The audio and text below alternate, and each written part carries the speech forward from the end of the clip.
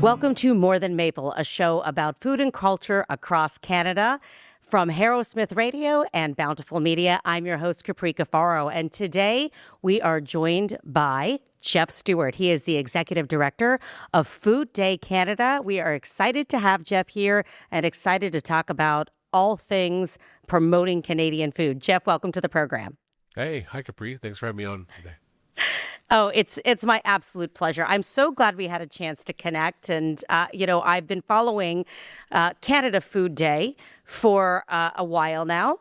And, been following around social media and that sort of thing. And so to get a chance to meet somebody who is behind the movement was really exciting. So for those folks who might not be familiar with Food Day Canada, what is it all about?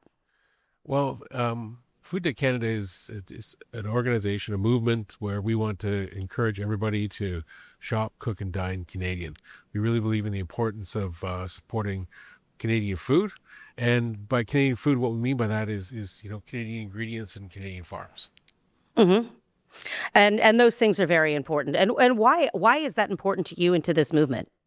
Well, I think, for Canadian food, it's not just having a moment. It's something that becomes so important because it creates more sustainability in our own country. When we think about Canadian food and Canadian ingredients and Canadian farmers, when we buy Canadian food, we're keeping that money in our economy. We're supporting our local farmers, which is incredibly important for everybody here. Beyond that, if we're eating locally, we're shortening our supply chains, which leaves us less exposed to certain disruptions in the global economy. But we learned that the hard way in COVID, for sure. Yeah, absolutely. And in lessons, some people learn those lessons, and some people continue to learn those lessons.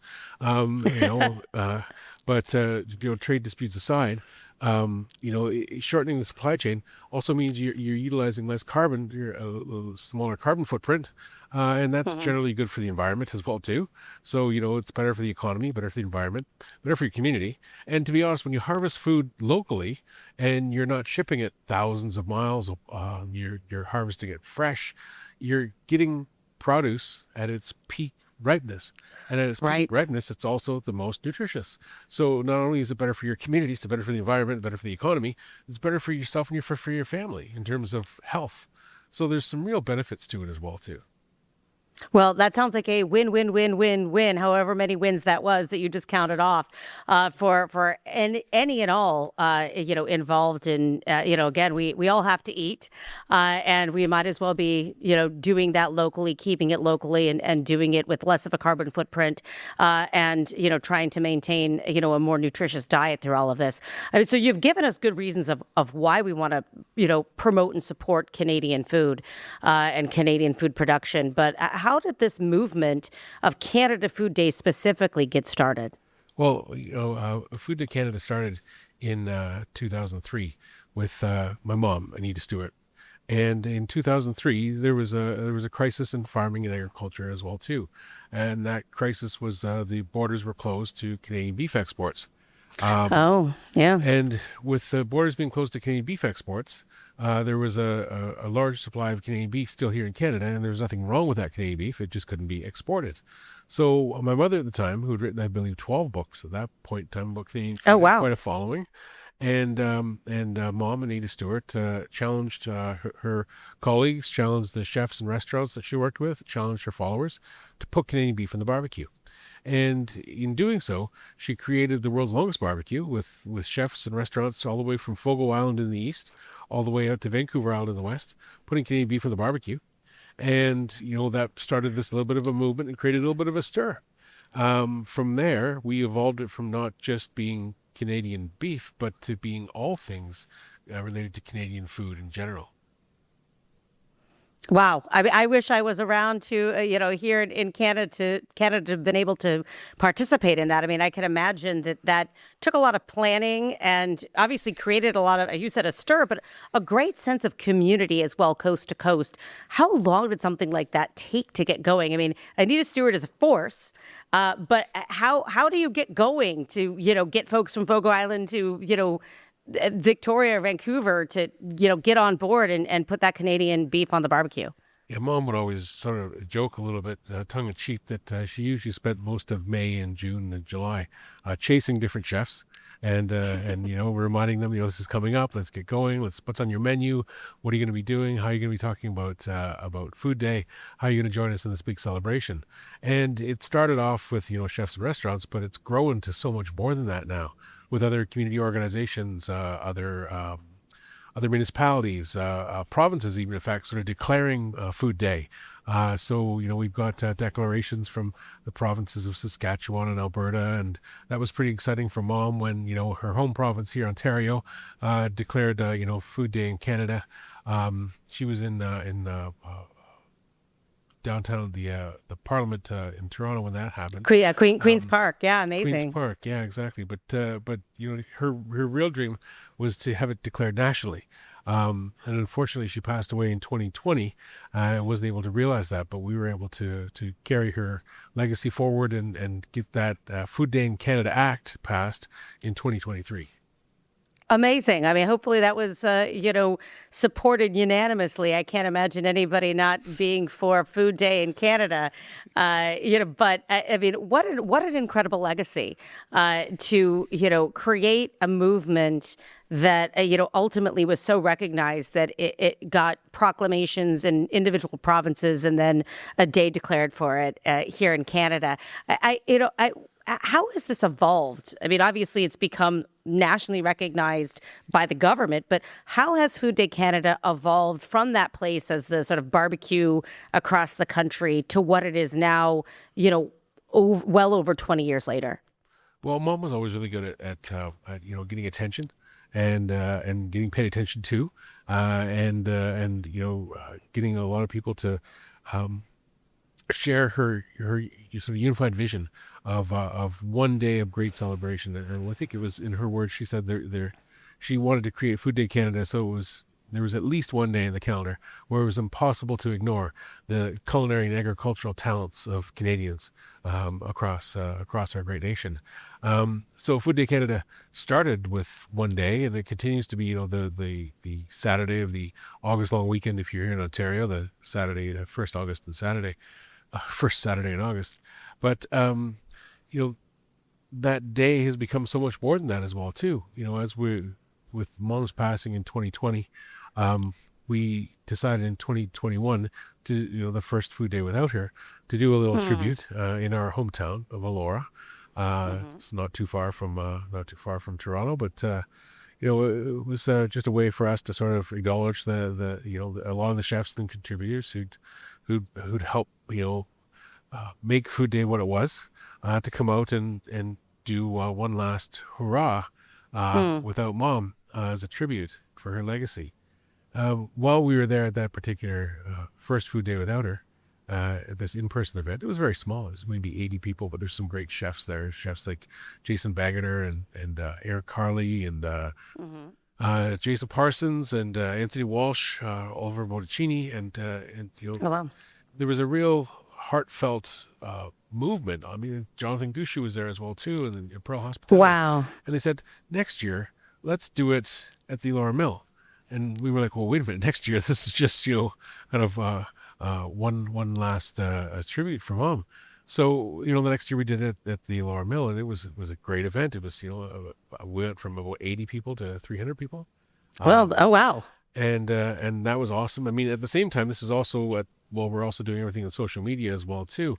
Yeah. The year that Mom passed away, she was over the moon happy because she was trending in 4 cities on Food Day, and was also I think she garnered about 15 million media impressions. Whoa. So for punching way above her weight, as you'd say. I don't know about that.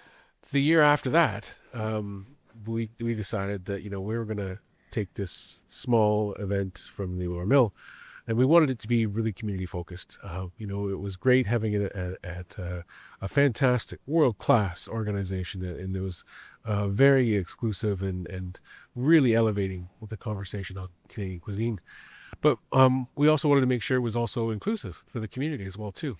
So Yeah, we absolutely. closed the walking bridge in Elora, and we invited 10 other local chefs out, and We were hoping, maybe we could double, going from 300, maybe a little bit more, maybe 700 people. Where we forecast for about that amount.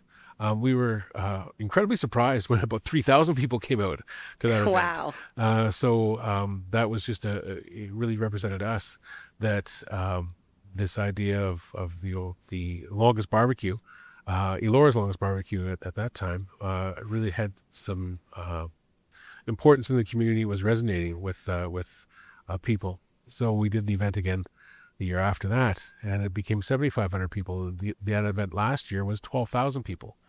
Oh my goodness. Planning for that event now in Elora, but we've also got other versions of that happening now in other parts of Canada as well too. So we've got our social media presence, which continues to plug along. I mean, the last time we did a big a media blitz for the 20th anniversary of Food Day Canada, remembering that Mom had 15 million media impressions and was insanely happy. We got 230 million media impressions with our 20th anniversary celebration. On top of that, now we've got events, live events, I guess what we'll call sort of our signature events happening in Elora, Prince Edward County, in Bluefield. We've got another one happening in Cowichan Valley in Vancouver Island later in September. Oh, wow. And another one back in Niagara in October. Okay. So it's kind of interesting too, with Food Day. Leah, go ahead, because I was just had a question because. Yeah, so my question here is, Food Day is at one day, right? At least, it's in some senses, it's this year, it's August 1st, it's that Saturday. On the other hand, what I'm hearing is that there are now all of these other events across the country where communities are getting engaged, where they are supporting local chefs, local farmers, and it doesn't necessarily have to happen on Food Day. Any day can be Food Day if you want it to be.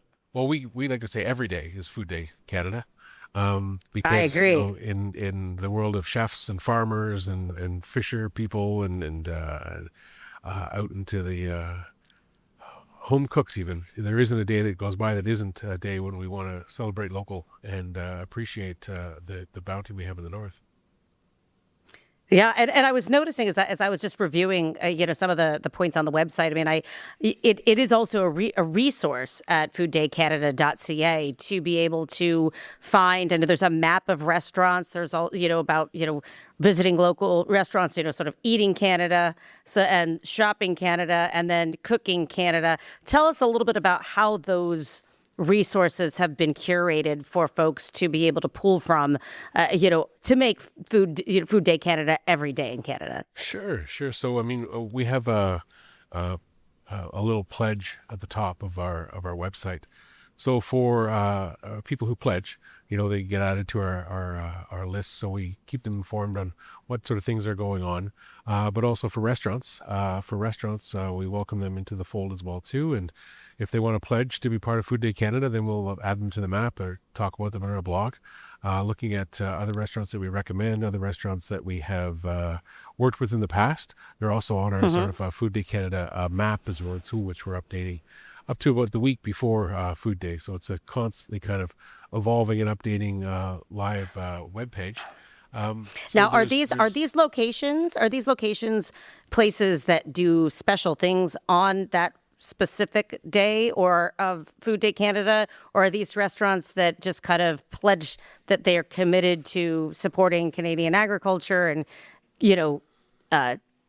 making sure that supporting the Canadian community and elevating that conversation is part of their mission? Yeah, well, yes and yes, actually. It's both. Okay. So some restaurants are celebrating Food Day Canada and having things like specials on their menu or doing a special meal or creating some sort of special event around that. Cool. We encourage anyone who wants to participate however they can, whether that's something simple, like just doing, if it's just on social media, to, throw the hashtag out, celebrating Food Day Canada, and I've done it. Joining in the fun. Guilty as charged. and we love that because it creates more excitement and more of an elevation of the conversation around Canadian food. And then we have other restaurants that want to get more involved, and they might be doing things like creating a special on the menu. I mean, there's whether it's a special menu or a special on the menu for the day or for the week. Some people are going for the month, and there's the neighborhood group in Guelph. They do a Food Day Canada passport for all of their restaurants in Guelph. So Really? yeah, and they've done a really neat little promotion for that as well too. So I mean, some How people are cool. really looking at it and saying, we can have a lot of fun with this. And to us, Yeah. Food Day Canada, it should be inclusive and open. We want everybody to participate because Yeah. Canadian food's like that as well too. Canadian food is evolving and open and inclusive. It's not meant to be, like gatekeeping. Oh, it's only maple syrup, or it's only smoked salmon, or it's only, Hey, that's why this show is called More Than Maple, right? exactly, Because exactly. because it is so much more, and it is such an inclusive and diverse culture from coast to coast, and the food Sure, reflects that. sure. I mean, if you look at, Canadian food now versus Canadian food 50 years ago, it's completely different. And you Yep. look at, a lot of sort of traditional foods from other parts of the world. The cool thing about Canada is we have this ability to evolve our food as we evolve as well too. It's not like it Mhm. has to be, the five mother sauces in France and the traditional cuisine. This like very prescriptive of what is and what isn't part of our Right. food culture. It evolves. And as our population changes as well too, it gets even more delicious. You look at some of the things that are like, Canadian creations. Yeah. And, I think of one off the top of my head, like the California roll. The Yeah. California roll, which was created in Vancouver. Most people will be like, well, wait a minute, isn't that from California? It's like, no, it was created at Tojo's place in Vancouver. And he was trying to come up with something that would really fit the palate of Vancouverites at that point in time.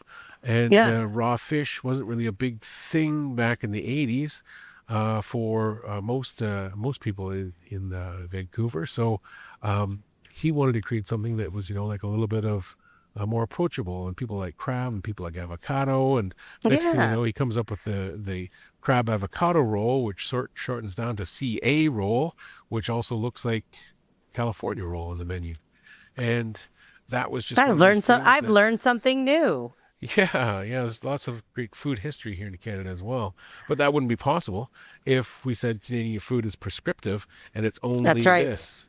It allows for people to come in with new ideas and new innovations. And we think new innovations are so important in our food systems because it creates new tastes of place where you'll be tasting something that a chef from maybe another part of the world has come to Canada, creating a new culinary style, but using Canadian ingredients exclusively. And you've got this brand new flavor that doesn't exist anywhere else on the planet. And that's where some of the Yeah. real opportunities for more than maple, I think, get quite exciting. Yeah, well, this is one of the reasons that I'm so compelled by culinary storytelling because I say this like I'm a broken record, but culinary storytelling is and food specifically is such a unique and singular tool to be able to capture the taste of place, to be able to capture climate and the economy and immigration patterns and learn about each other and learn about our nation and its evolution. And just as you just kind of described, not just about, kind of how Canadian food has evolved, but also in the ways in which the value of promoting Canadian food because it has all of these things because it's good for the environment, good for the economy, good for your personal well-being, all of those things. I mean, food is incredibly powerful, and we learn something new about each other every day through this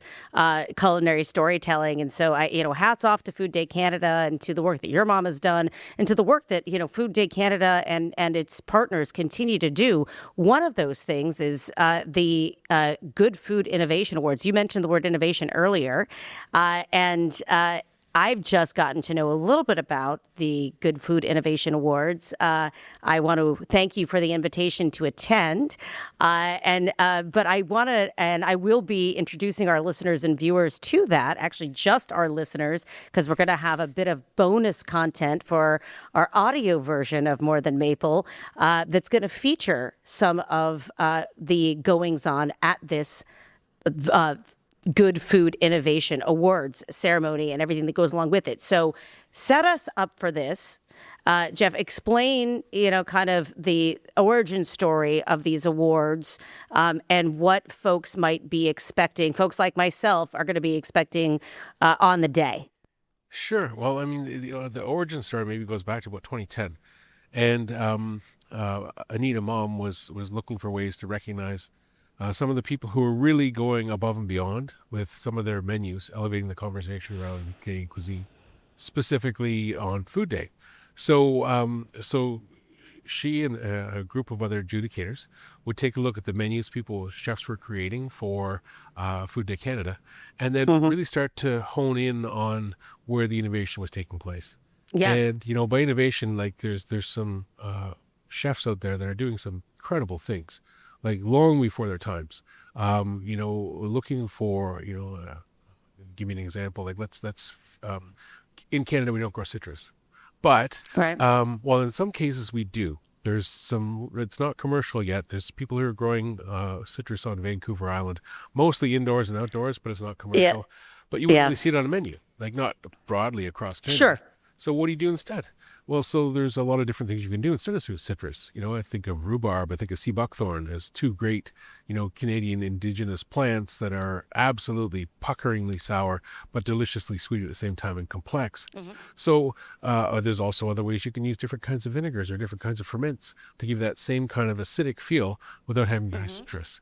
So it's things like that. Or, even now there's some chefs who figured out how to take rye grain and ferment that rye grain, roast it, ferment it, and then conch it like you conch chocolate. So you can turn rye grain into a form of chocolate, which gives you another very innovative ingredient. So that was the origins, basically. Mom was looking at people who were doing really interesting stuff and going like hyper local. Instead of using soy sauce, it's imported from Japan. How do you get Canadian soy and use rice koji to ferment it here? And we've got chefs to do that.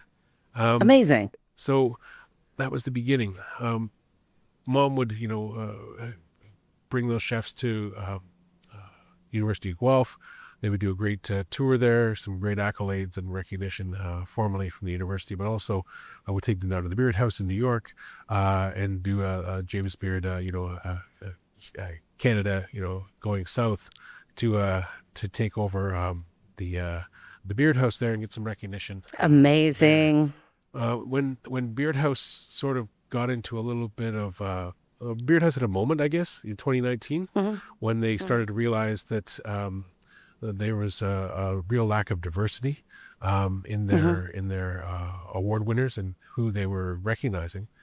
We also took a cue from that IFMA in Canada, say that let's put ourselves, put our awards on pause for a little bit of time to think about how we want to define what an award winner is and what an award winner does. It's not necessarily for us chefs with tweezers putting petals on plates, although that's awesome. That's a very beautiful thing to happen for a lot of people who can afford that. But what about feeding the rest of Canada? What about the people that can't afford to go out to Michelin star dinners? And what about the chefs and the restaurateurs and the people who are feeding our communities who will never, ever even see a Michelin recognition because they're helping their communities in ways that aren't recognized elsewhere? So we brought the Good Food Innovation Awards back to recognize Northern Indigenous voices. And we brought them back to recognize, youth leadership as well, too.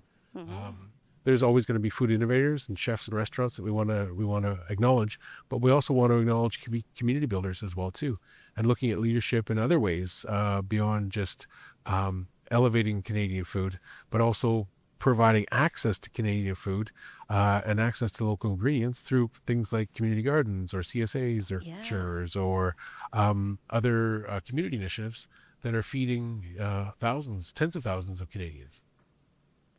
That's powerful stuff. I think that it's wonderful that, you took a pause and reflected on, how can the awards best reflect, the Canada of now, while still embodying the values of, Food Day Canada and looking at kind of the innovation awards as well as the values set out for Food Day Canada. I mean, a lot of that is, again, you mentioned Northern and Indigenous voices, this emphasis on food sovereignty, for example, is something that seems to be pervasive as a value of both the awards as well as the organization and its mission. And so I love some of the things that you've been talking about, particularly this concept of inclusivity at every level. Making sure that everyone is at the table, and it sounds like that's also really informed the design of the Good Food Innovation Awards. I'm really excited to attend,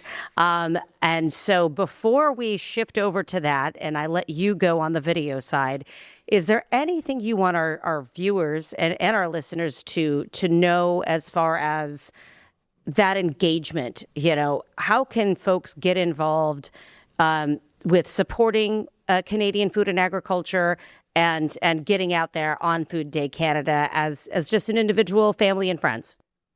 Well, I mean, I guess the simplest way of doing it is forget about Food Day Canada. Don't do it because of us. Do it because it's the right thing to do, and choose Canadian food first.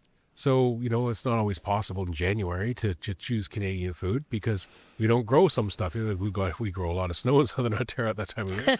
But there are other things we can do. There's choices we can make that allow for us to enjoy Canadian food year round. Now we've got, a burgeoning hothouse industry here in Canada. So, make choices that align with, the peppers, the cucumbers, the tomatoes, that are grown in the wintertime here. There's some great greens that are available now. Canadian greens that are grown 365 year round. So we're not relying on imports as much. Make those choices, but plan for that as well too. I always like to say that there's an old proverb that happiness is having whatever you want. Happiness is having what you got, and approach it like that. Approach like, what have we got, and let's use that in the best way we can to create innovative venues, as opposed to seeing something advertised or something on TikTok or the trendy recipe that requires ingredients that aren't from here. Let's look at what is from here first, and then plan our menus. And that's not just for chefs, that's also for home cooks. And that's lessons taken from some of the best chefs I've ever worked with. I used to work at one place in the southern part of Vancouver Island, and we planned our menu daily. And that's something else. Like you don't know what you're going to have on that night. So you look at what's coming in from the dock with the fishers, you look at what's coming in from the garden, you look at what's coming in from the markets, and then you put your menu together that day, which is completely the opposite to how a lot of chefs approach things. They approach things by planning a menu and then going out to purchase it, as opposed to the other way around, which is purchasing and availability drives what ends up on the table. So I guess that's probably the first thing to think about, is choosing Canadian food first. And the second thing is, if you want to join us, then, jump onto the website, look on social media, whether it's Facebook or Instagram or X or Food Day Canada, give us a like, a share, a follow, and contribute. If you're doing something with Canadian food, hashtag it with Food Day Canada. That'll show up on our social channels, but it'll also show up on our website, and that elevates the conversation so we can start to amplify all the great things that are going on out there. Sounds like a lot of ways to, as you just said, amplify the greatness of Canadian food, and everybody has that ability to do their part. And I really like what you said about happiness is what you got. So we're celebrating what we got, and there's a lot of good stuff here in Canada when it comes to food, and some of that is going to be celebrated in that Good Food Innovation Awards up at the University of Guelph. Jeff, thank you for the invitation to that, and I look forward to being there and to sharing those stories with our audio listeners. So audio listeners, stick around, because we will be bringing you exclusive audio from the Good Food Innovation Awards. In the meantime, Jeff, thank you so very much for joining us here on the video version, and we will all be celebrating Canadian food every day. Thanks so much, Capri. My pleasure. Take care. More Than Maple is a production of Bountiful Media North America for Harrowsmith Magazine. It's researched, written, and hosted by me, Capri Cafaro. Recorded at That Toronto Podcast Studio in Toronto, Ontario, with technical support and post-production by 115 Creative.